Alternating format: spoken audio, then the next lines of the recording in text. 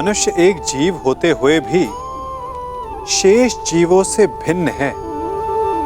क्यों?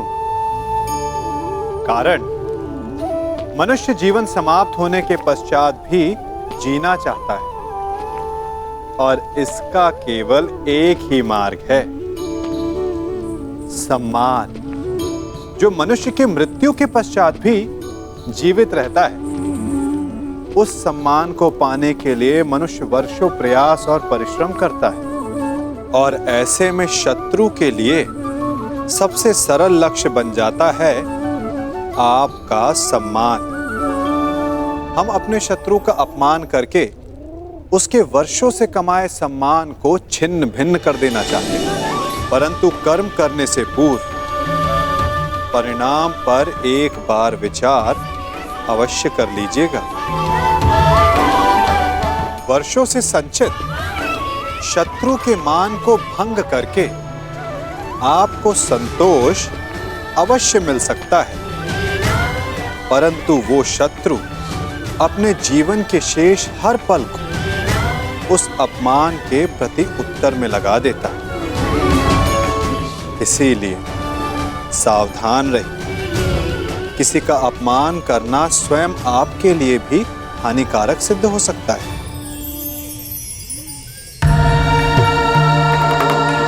धृतराष्ट्र पुत्र दुर्योधन की ओर से पांडु पुत्र नहीं,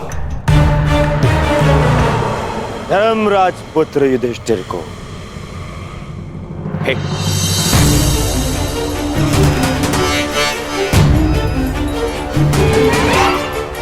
धृतराष्ट्र पुत्र दुर्योधन की ओर से पवन पुत्र भीम को सह प्रेम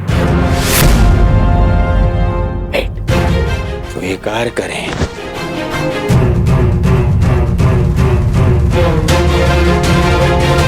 धनुर्धारी अर्जुन इंद्र के पुत्र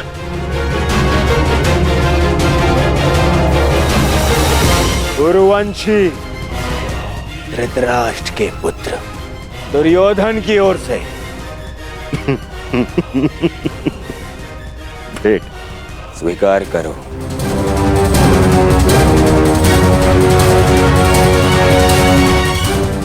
अश्विनी कुमार के पुत्रों को धृतराष्ट्र पुत्र दुर्योधन की ओर से भेंट।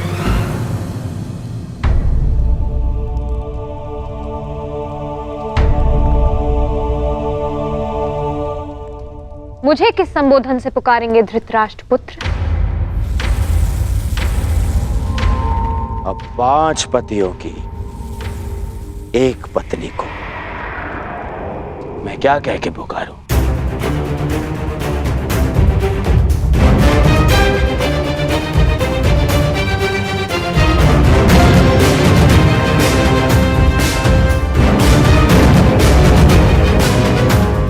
फिर भी तुम्हारा जन्म यज्ञ की अग्नि से हुआ है, तो तुम्हें यज्ञ पुत्री कह सकता हूं। बात यदि उद्गम की है तो आपके जन्म के सत्य से भी सभी परिचित हैं। घटपुत्र।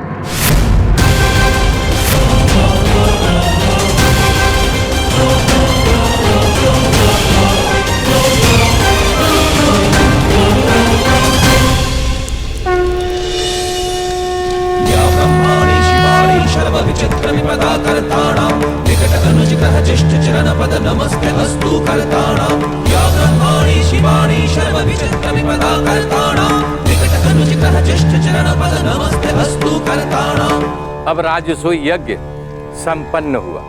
अतिथियों के पूजा के बाद ही आप सम्राट सिद्ध होंगे। मैं अग्र पूजा के लिए उन्हें आमंत्रित करना चाहता हूं जो आर्य व्रत के सर्वश्रेष्ठ पुरुष हैं, जिनके कारण ये यज्ञ संपन्न हुआ है, और वो हैं वासुदेव कृष्ण।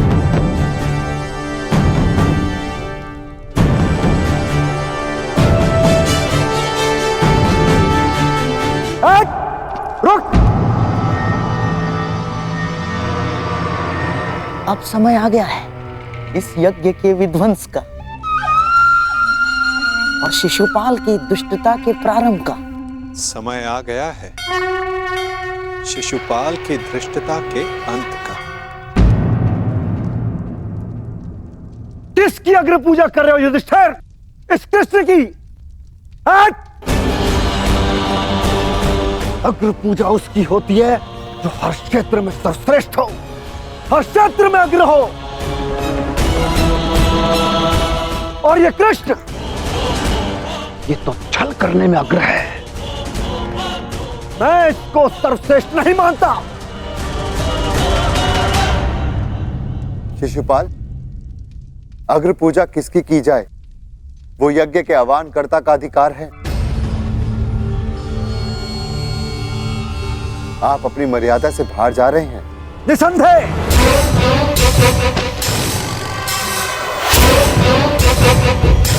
मर्यादा की बात मत करना युधिष्ठिर, क्योंकि मुझ में मर्यादा होने का दम है तो तुझ में नहीं हो सकता युधिष्ठिर। और दम हो भी तो किस बात का? 5 पिताओं के पुत्र को कुल का दम हो भी नहीं सकता।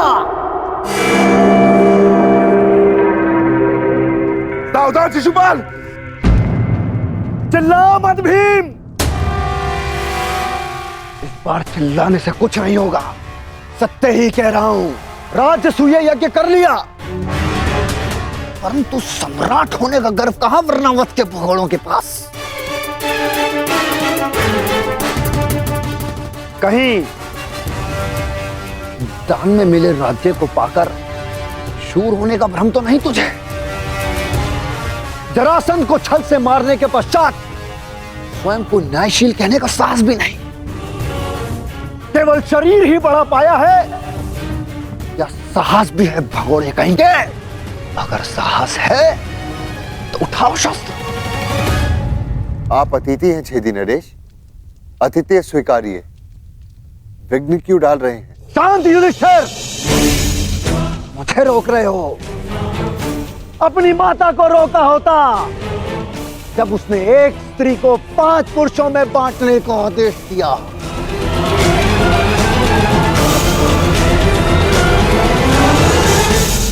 स्त्रियों का सम्मान करना सीखो शिशुपाल। ये मत भूलो कि तुम भी एक नारी की कोख से जन्मे हो। ये देखो, श्री कृष्ण वासुदेव बोले, तार का सबसे बड़ा पाखंडी, छली, कामी मुझे सिखाएगा कि किसका अपमान किया जाए, किसका सम्मान।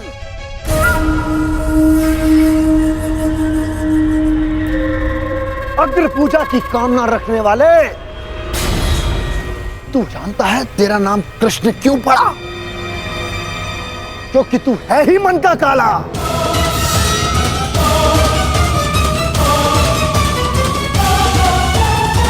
तेरे माता पिता ने तुझे जन्म देते ही इसलिए त्याग कर मथुरा से गोकुल पहुंचाया क्योंकि तेरे पांव देखते ही भाप गए थे कि तू कुलनाशक सिद्ध होगा।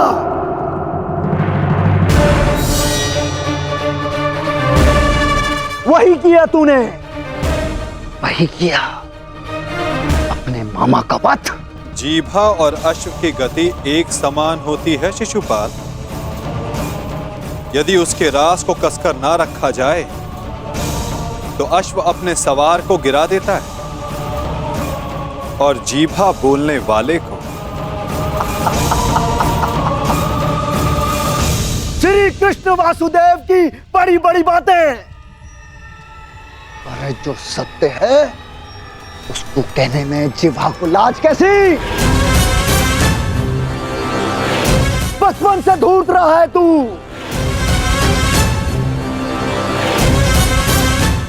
सब जानते हैं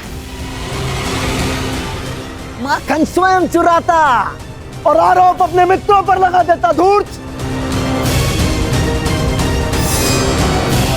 मुझे कहता है कि जीवा पर रास कसूं। तुम्हें जो वृंदावन में रास रचा है वो संसार जानता है। कामी है तू, कामी। प्रेम का झांसा देकर जो स्त्रियों को ताड़ता रहा, वो मुझे स्त्रियों का सम्मान करना सिखा रहा है। क्या क्या नहीं किया तूने? स्नान करती स्त्रियों के वस्त्र तूने चुराए। अरे गोकुल की विवाहित महिलाओं को मोहित करके उनका चरित्र पतन तूने किया।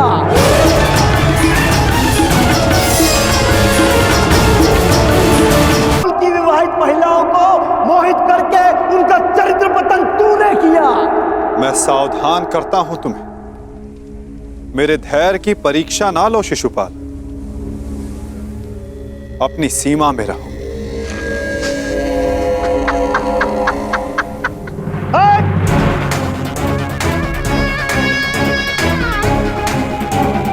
धैर्य तो मेरा टूट गया है। उसकी अग्र पूजा होते देखकर जिसने सदा पीठ पीछे से प्रहार किया। कायर है तू, कायर। सीमाएं तो तूने लांघी हैं। छल से रुक्मणी का हरण किया तूने। स्त्रियों का अपहरण करने वाले दुष्ट। तुम्हारे पापों का घड़ा भरता जा रहा है शिशुपाल, सावधान।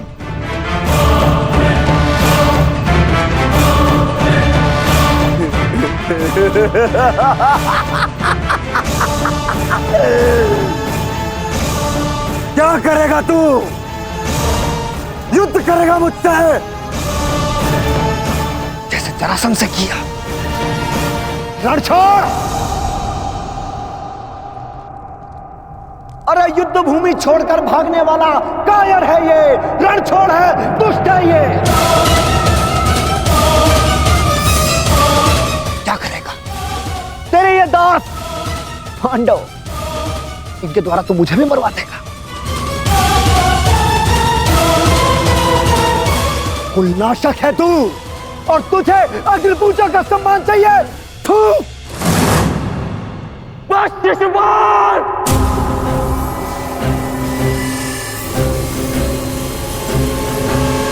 अपनी सीमा को वश में रखो। हट। मुझे एक सूत पुत्र की मंत्रणा की आवश्यकता नहीं है। ये मेरा और इस ग्वाले का प्रकरण है।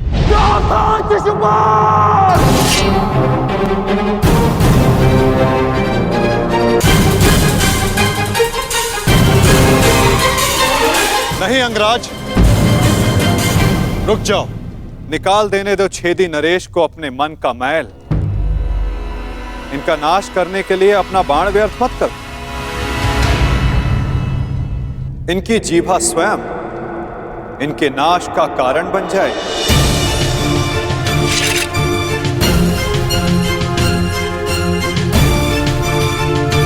ऐसे बालक योद्धाओं को तू अपने छल से वश में कर सकता है,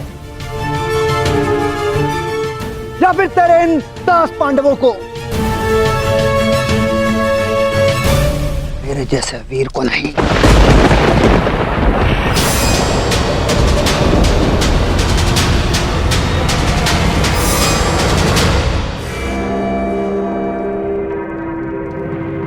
श्री, इस कृष्ण ने विषय को अपनी ओर मोड़ लिया है। शिशुपाल के 100 अपराध भी पूर्ण होने वाले हैं। इसे रोकना होगा।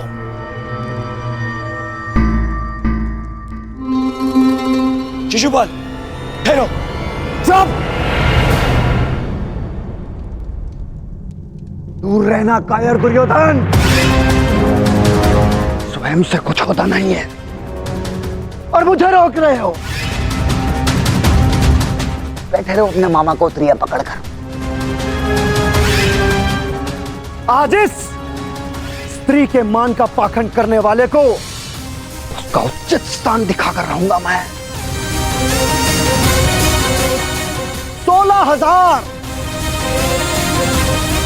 16,000 रानियों से जब तेरा मन नहीं भरा तो तू पांचाल चला गया।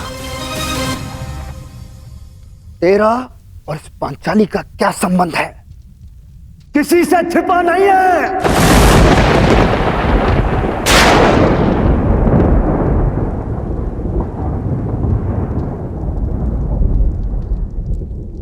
पांचाली का विवाह तूने जानबूझकर इन पांडवों से करवाया, क्योंकि तू जानता है ये मूर्ख कभी तेरा विरोध नहीं करेंगे।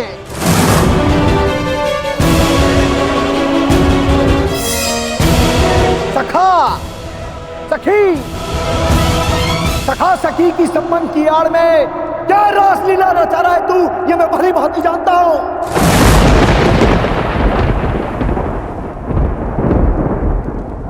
पर स्त्री गमन करने वाला पापी नहीं, महापापी है तू।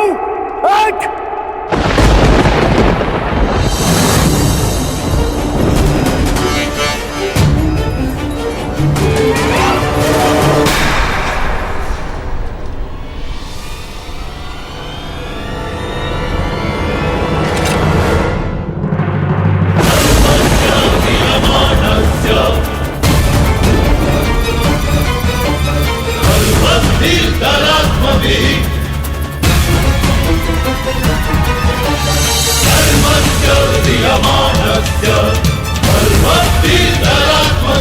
तुम्हारे पापों की सीमा समाप्त हुई और मेरी सहनशीलता भी।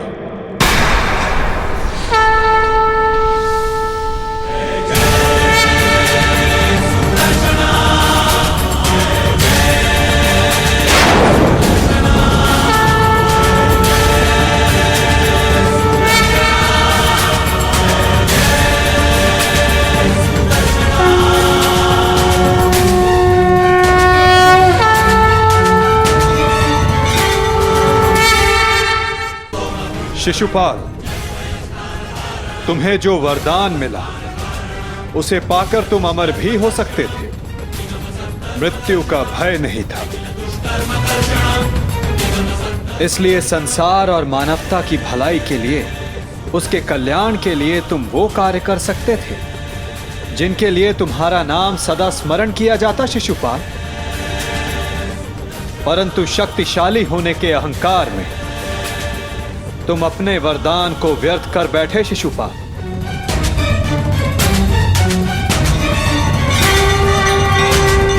तुमने किसी का प्रेम नहीं लिया शिशुपाल, केवल श्राप लिया।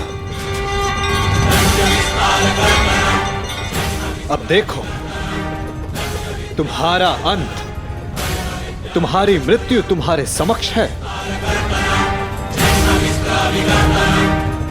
ये क्या कर रहे हैं वासुदेव? ये अन्याय है। मैं इसका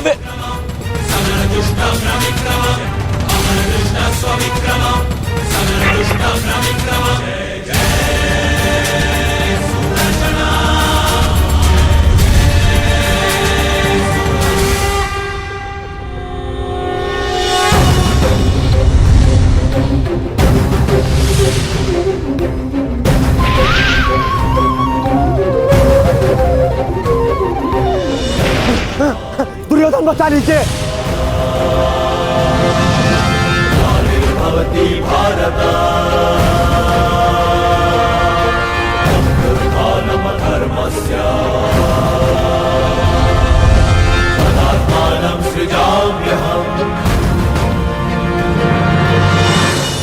महाराज, मेरी रक्षा करो, मैं दोस्त हूँ, कायर हूँ, मैं क्षमा चाहता हूँ, मेरी रक्षा करो। नहीं,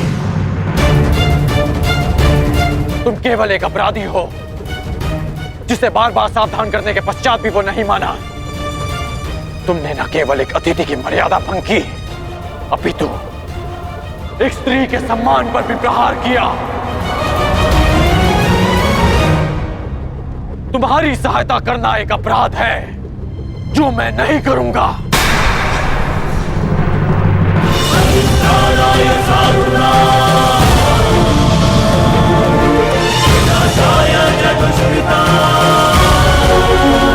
वासुदेव, क्षमा करना।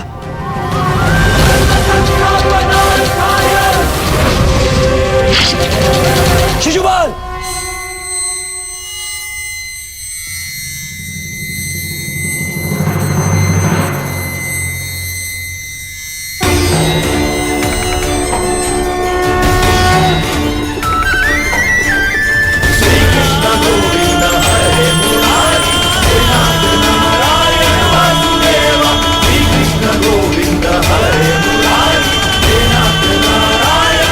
यही तुम्हारे पापों और अपराधों का अंत है, और तुम्हारे दुखों से तुम्हारी मुक्ति भी। अनर्थ हो गया वासुदेव, अनर्थ। जिस अतिथि के केवल अपमान से यज्ञ भंग हो जाता है, वहां उसका वध कर दिया आपने। मेरे भांजे युधिष्ठिर का यज्ञ भंग कर दिया आपने। अनर्थ हो गया वासुदेव, अनर्थ। मेरे भांजे युधिष्ठिर को सम्राट बनने से रोक दिया आपने, इस इंद्रप्रस्थ को शापित कर दिया।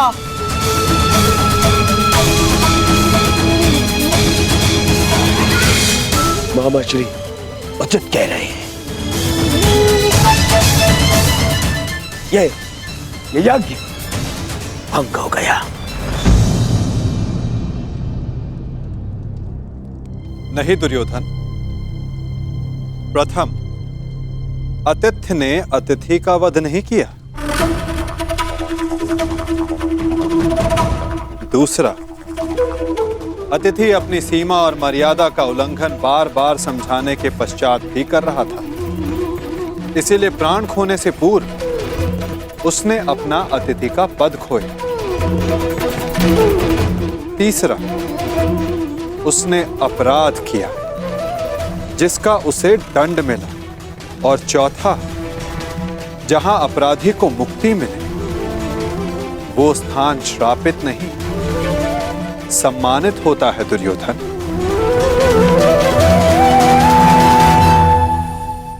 विश्वास ना हो तो अपने मित्र अंगराज से पूछ लो।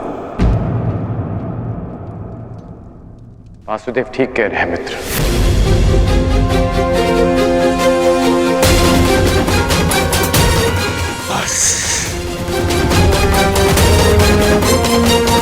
मित्र शांत हो जाओ।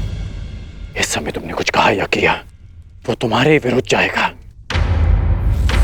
मित्र, तुम हस्तिनापुर के प्रतिनिधि हो। तुम्हारी एक भूल हस्तिनापुर का गौरव सदा के लिए नष्ट कर देगी। शांत हो जाओ मित्र। नहीं! मैं शांत नहीं रहूंगा। यहाँ एक अतिथि की मर्यादा को भंग किया गया है। अब मैं इस स्थल पर एक क्षण नहीं रुकूंगा।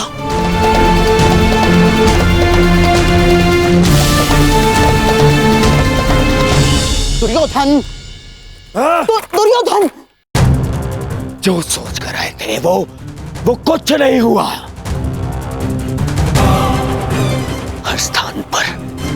हर स्थान पर हमें छलने के लिए प्रयोजन किए गए। मुझे तो ये समझ में नहीं आता कि हम यहाँ आए हैं क्यों थे। चलिए मामाश्री। मित्र,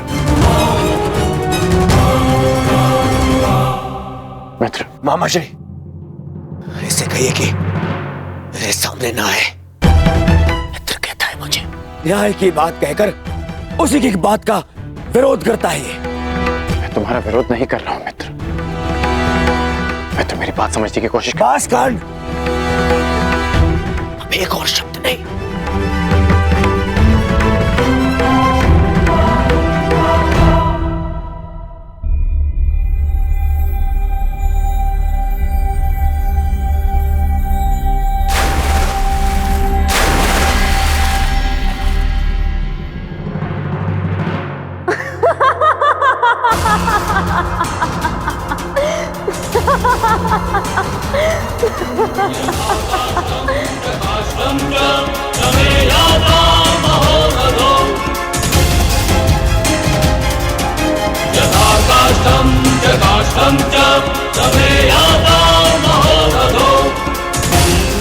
सबकी उनके पिता से तुलना करने वाला स्वयं भूल बैठा कि वो किसका पुत्र है।